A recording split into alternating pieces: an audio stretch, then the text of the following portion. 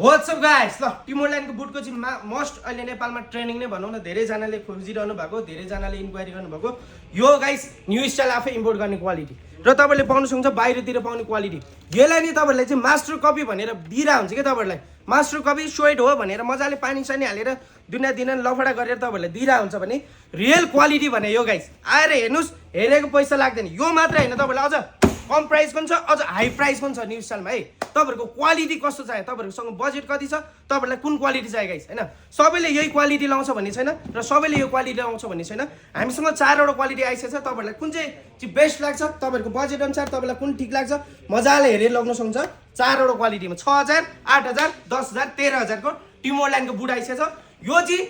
सबसे बबाल क्वालिटी है गाइस यो सुज बाहिरतिर कुनै पसलेहरूले ल्यायो भने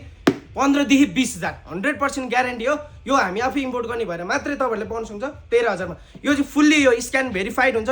यो चाहिँ हट वाटरप्रुफ पनि हो भने यो पनि वाटरप्रुफ हो यो वाटरप्रुफ होइन है गाइस तपाईँहरू आएर मजाले हेर्न सक्नुहुन्छ स्टिल टो भन्नुहुन्छ स्टिल टो र नन स्टिल टोमा चाहिँ के हुन्छ भने अब प्रायःलाई स्टिल टो